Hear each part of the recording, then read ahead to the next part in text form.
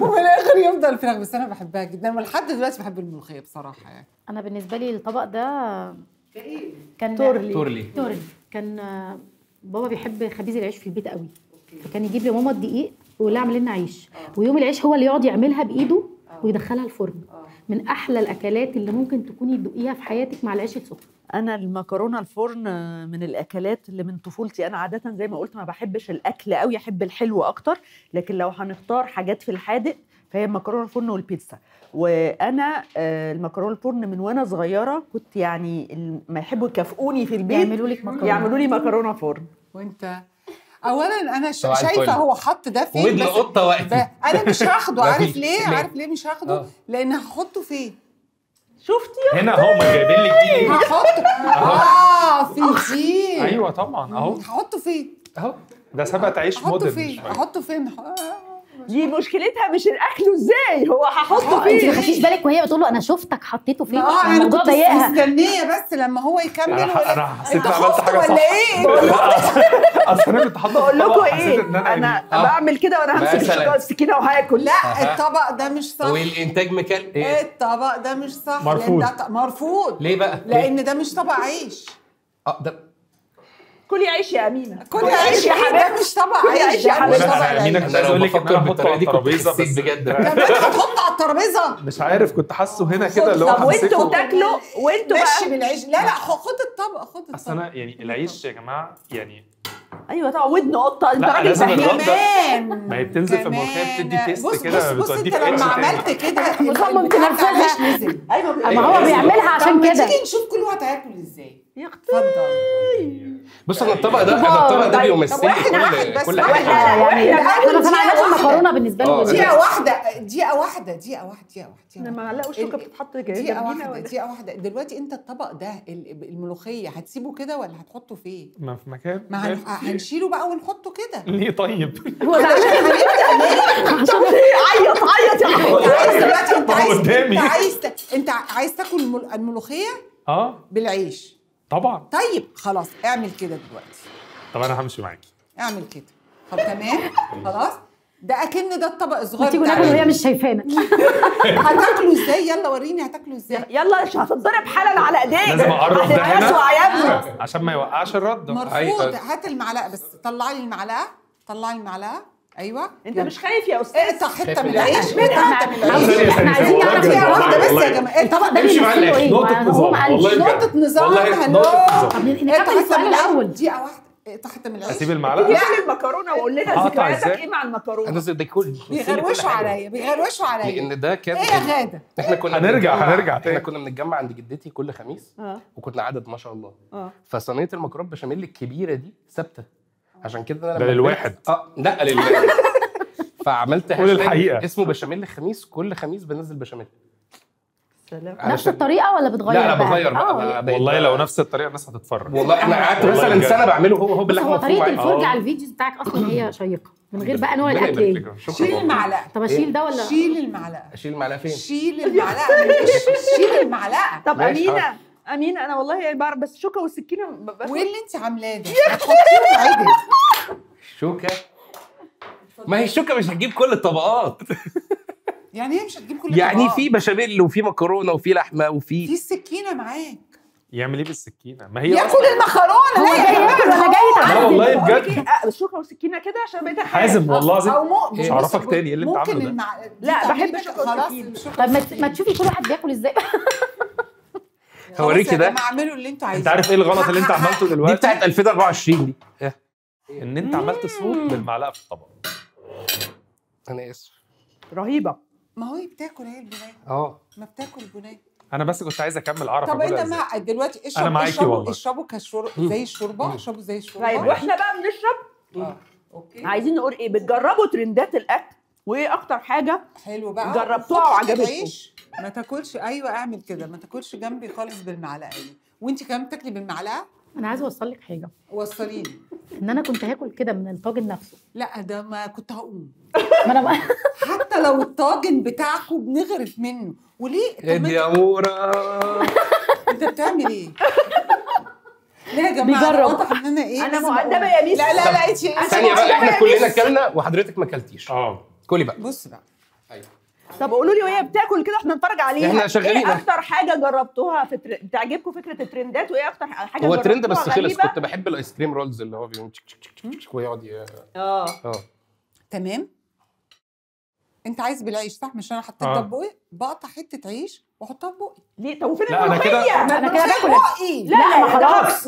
لا حلوه قوي الملوخيه دي فعلا، والله حلوه حلوه قوي. بس الطريقه دي هتخليني افقد الشغف. طبعا عشان نخس. مش انت قبل البرنامج قعدت تقول لنا انا بعمل دايت؟ جرب طريقتي بقى. لو غيرت طريقه الاكل مش هتاخد طعمها. تركب الفته ببقها، فاهم؟ رز وعيش وصلصه ولحمه. والله هتخس. عارف لا انا هستأذن بقى، هقوم استأذن. انا كده اخس من الزهق. يا جماعه يعني طيب ترندات الاكل سيبنا من يا جماعه مش عارفه ايه ترندات الاكل ده. هو ده ترندات الاكل. لا يعني انا بالنسبه لي ما بحبش الترندات ولا انا كنت هقول كده ماليش في الترند. وجربت ترندات، يمكن الحاجه الوحيده اللي عجبتني الترند بتاع اللي هو بتحطي احنا بنضطر نجرب ايوه بس يعني انا مش عشان خاطر ترند هعمله. بتشوفي الصلصه هتبهدلني. كلي يا ماما وتهني. هي بتبص لي. خفيف يلا حاجز كلي بسرعه. لا موضوع الترندز ده على حسب، في حاجات حلوه فعلا وفي حاجات تبقى عك. بس حتى لو حلوه يعني مش لازم انا اركب، مش عارفه انا عندي فكره. لا يعني في مثلا نزل التاكوز اللي هي البسكت عملوها تاكوز جواه ايس كريم وكيك وعليها توبنج، كان حلو قوي. ده عجبني قوي. انا في التاني حاجات كمان اللي تانية كان الساندوتش اللي بتحط فوقيه عيش كريسبي وتقرمشه. مثلا. انا عملته الترند الوحيد اللي عملته واكلته لانه كان حلو قوي. طعميه الشوكليت اللي نازله اللي بالكنافه الصراحه في الاكل بيسك قوي. بس انا فعلا لا انا ما بعملش اكل. انا قصدي يعني انا يعني مثلا زي حلويات رمضان مثلا. لا انا بحب الحاجه كنافه يعني كنافه ولا غرقانه ولا شرقانه ولا اي حاجه خالص بصراحه يعني. طيب السؤال ليك يا عموري، ولا مراتك تزعل؟ لا يا خبر بقول لك ايه، لا. لو هتجرب مطعم جديد هتشوف ريفيو عنه ولا هتعيش التجربه بنفسك؟ لو هجربه واصوره ولا هجربه بس؟ عامة بتجرب مطعم جديد سواء عشان لا تصوره لو او أنا لنفسك. لنفسي لا بنروح نجرب على طول يعني. بس لازم يعني مثلا ايه، شوف مثلا ممكن ادخل على البيج بتاعته اشوف بيعمل ايه، حد قال لي روح جرب المطعم ده بروح. المطعم عجبني وهصور بروح منزله، ما عجبنيش ولا حد شاف التجربه دي ولا ما بتطلعش للنور. بالظبط. طيب ايه الافيه او اللازمه بتاعت كل واحد؟ انا من ورا الخيال، دي كلمتي يعني. انا حاليا بقيت مرفوض. وانت رافضانا كلنا الحقيقه. المقدمه بتاعتي اللي هي اللهم صل وسلم وبارك على سيدنا محمد وعلى اله واصحابه اجمعين. اللهم صل وسلم على محمد عليه افضل. لا انا المشهور عندي السلاسل، ان انا بعمل سلاسل اختراع ولا في الضياع. سلسله الكشك بجيب مثلا حاجات برودكتس اوفر ريتد ولا اندر ريتد.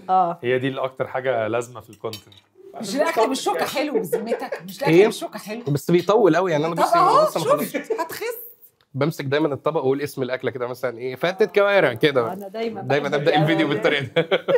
اغرب سؤال او تعليق جالك على السوشيال ميديا او جالك على السوشيال ميديا؟ لا كنت لسه بحكي لهم في البريك ان انا مش حكايه اغرب، بس انا دايما كنت بشوف النيجاتيف كومنتس واقعد افكر بقى اقول ايه ده الناس يعني واحد ما بيحبنيش كده. ففي مره حد على يوتيوب كان شاتمني بامي، بعمل ريفيو اكل فواحد شاتمني بامي، فانا مش فاهم الريفيو عادي جدا.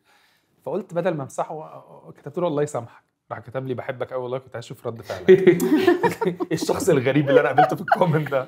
فقلت يمكن يكون حد صغير او كده. من ساعتها بقى الكومنتس دي يعني بقراها كده، لو حد هرد عليه حد بيشتم بعمل ديليت وخلاص. ما بقتش بركز قوي في النيجاتيف كومنتس بالذات يعني.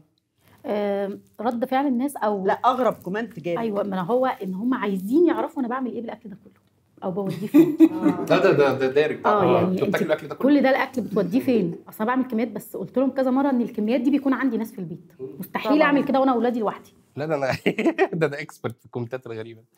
والله ناس بتطلب طلبات غريبه يعني. مره حد كان عايز اقتراح لمطعم في الشيخ زايد على النيل. انا فضلت اقراها اجيبها يمين اجيبها شمال. هو عارفه هو في حته شداك مش عارف. بتبقى كومنتات من النوع ده او ناس عايزه اقتراحات لحاجه، ناس بتبقى كلها اسئله غريبه الصراحه.